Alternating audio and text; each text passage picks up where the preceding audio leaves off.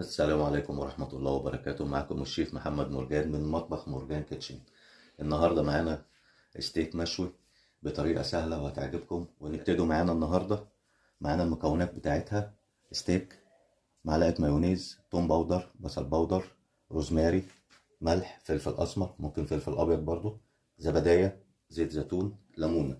يلا بينا نبتدي نشتغل في التتبيلة بتاعتنا. ونبتدي معانا دلوقتي التتبيلة وننزل بالزبادي. زبادي واحدة وعلى حسب كمية اللحمة اللي انتوا هتشتغلوا بيها. معلقة روزماري مش كتير، مايونيز. مع المايونيز دوت عشان يطري معانا اللحمة خالص، غير تتبيلة البصل والطماطم والفلفل اللي معتادين عليها، لأن لازم تنزل بالمية بتاعتهم. مش هنشتغل بالطماطم بالقشر بتاعها، ومش هنشتغل بالبصل بالقشر بتاعه، لأن بيغير التيست بتاعها وبيتحرق بسرعة قبل ما اللحمة بتستوي. فاحنا بنشتغل النهاردة بالثوم البودر والبصل البودر مع الزبادي والمايونيز. كل دوت بيتشرب في التتبيلة ونحطها في التلاجة ساعتين. هتفرق معانا كتير، مش أقل من ساعتين يعني.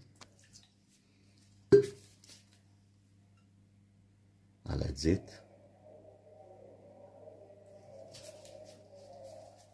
ونبتدي نضربها بالهاند بلندر.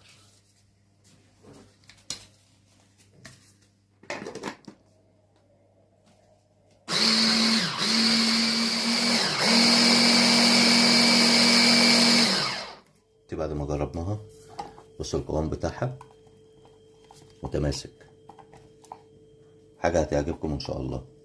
صور.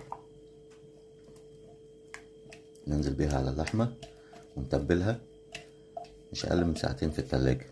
حابب تسيبها اكتر زي ما انت حابب. نعمل لها مساج بايدينا وندلعوها عشان تشرب التتبيلة بتاعتنا. وندعكها كويس كده ونخليها لحد ما تشرب التتبيلة. هتفرق كتير. المساج اللي انا بعمله لها ده هيفرق كتير في الطعم وفي التيست، لان لازم تشربها كويس. ونقفل عليها بالستريتش ونحطها في التلاجة ساعتين. وتاني دلوقتي هنبتدي نشوي اللحمة. بسم الله الرحمن الرحيم. طبعا الكل لازم يكون كامل على الاخر عشان اللحمة تاخد الصدمة بتاعتها وما تنزلش المية خالص.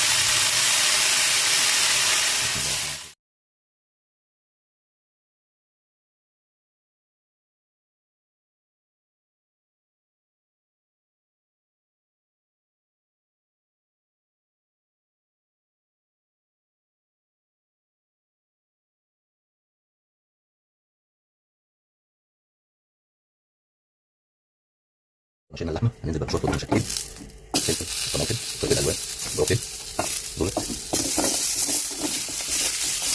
عسل، حاجة تانية خالص.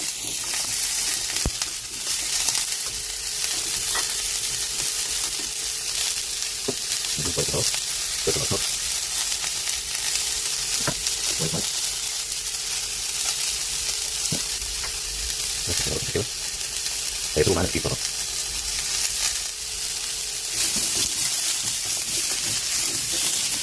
نحط نقدمهم على اللحمة اللي دلوقتي. يلا بينا. دي بعد ما خلصنا ستيك مشوي على الجريل. ويا رب تكون الطريقة عجبتكم والوصفة كلها على بعضها تعجبكم ان شاء الله. واتمنى واشوف تعليقاتكم في الكومنتات. ما تنسوش المتابعة واللايك والشير. واشوفكم على خير في وصفة جديدة من وصفات الشيف محمد مرجان، قناة مرجان كيتشن.